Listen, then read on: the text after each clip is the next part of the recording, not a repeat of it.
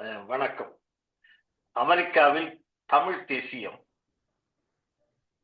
எதிர்வரும் நவம்பர் 1 அன்று அமெரிக்காவிலும் கனடாவிலும் புலம்பெயர்ந்து வாழும் தமிழர்கள் வட அமெரிக்க தமிழ் தேசிய கூட்டமைப்பு எனும் ஒரு அமைப்பை முனைவர் தனிக்குமார் சேரன் அவர்களின் தலைமையில் கட்டமைப்பதற்கு கால்கோள் விழா எடுக்கவிருக்கின்றனர் என்பது அறிந்து அகமகிழ்ந்து வாழ்த்துகிறேன். கல்வியின் வாயிலாகவும் பண்பாட்டு செயற்பாடுகள் ஊடாகவும் அமெரிக்காவிலும் கனடாவிலும் வாழும் தமிழர்கள் தமிழர் எனும் அடையாளத்தையும் இன ஒற்றுமையும் பேணி காப்பதன் வாயிலாக தமிழ் தேசிய ஓர்மைக்கு வித்திட விளைவது போற்றி வரவேற்கத்தக்க முயற்சி என்பதில் எழுமுனை அளவேனும் ஐயமில்லை. நிற்க தான் மெல்ல மெல்ல சிதைக்கப்பட்டும் அழிக்கப்பட்டும் வருகிற மெய்மையை ஒரு தேசியினம் என்று உணர்கிறதோ அன்று அந்த இனத்தின் விடுதலை வேட்கை இயல்பாக எழும். ஓர் இனத்தின் தற்காப்பு உணர்வே தேசிய உணர்வாகிறது. இருக்க தமிழர் ஒரு தனி தேசிய இனம் எனும் ஓர்மை என்றோ வேர்விட்டு தழைத்திருக்க வேண்டும்.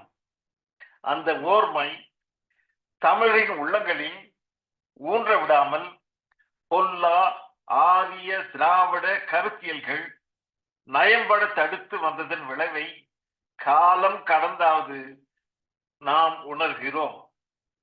இயல்பாக வாய்த்திருக்க வேண்டிய அடிப்படை தமிழ் கல்வியும் கூட தமிழ்நாட்டு தமிழுக்கு இல்லாமல் செய்துள்ளனர். மொழி இழந்தவன் விழி இழந்தவன் எனும் மெய்மைக்கு செய்ய இனத்தால் தமிழர் எனும் ஓர்மையே இல்லாத வெறுமையான சூழ்தான் தமிழ்நாட்டில் நிலவுகிறது.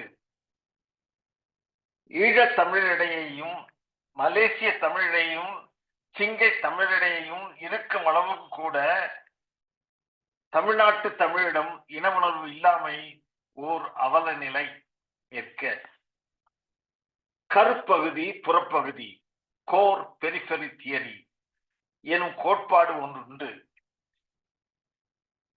முன்னோடியான தமிழகத்திலோ சீனத்திலோ 18ஆம் நூற்றாண்டில் இங்கிலாந்தில் தோன்றியதை போன்ற ஒரு முதலாளிய தொழில் புரட்சி ஏன் முதலில் தோன்றவில்லை எனும் கேள்வி எழுந்தது. அக்கேள்விக்கு விடை தர முயன்ற கருப்பகுதி புறப்பகுதி கோட்பாடு என்ன சொன்னது? கல் போல் இறுகி கொட்டை போல் கருப்பகுதி இருக்கையில் புறப்பகுதியோ தளர்ந்து நெகிழ்வாயிருக்கும்.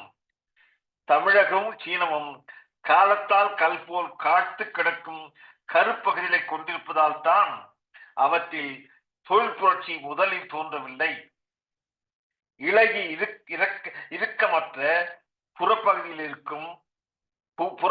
இருந்த 18ஆம் நூற்றாண்டு இங்கிலாந்தில் தான் தொழில் புரட்சி முதலில் தோன்றும் வாய்ப்பை வரலாறு தந்தது என்கிறது அக்கோட்பாடு. தமிழருக்கும் தமிழ் நலன்களுக்கும் ஒவ்வாத திராவிடம் எனும் கருத்தியலால் தமிழ்நாட்டு அரசியல் சாக்கடையாகி கெட்டிப்பட்டு நிற்கிறது. இந்நிலையில் தமிழ்நாட்டுக்கு அப்பால் வாழும் தமிழர்கள் தரும் முதல் உதை, அதாவது நியூட்டோனியன் ஃபர்ஸ்ட் இம்பல்ஸ், அந்த தேக்கத்தையும் இறுக்கத்தையும் உடைத்து தங்கு தடையின்றி ஓடவல்ல நீரோட்டமாக்கும். அதுவே நல்லதொரு போர் தந்திரமும் வினைப்பாடுமாகும்.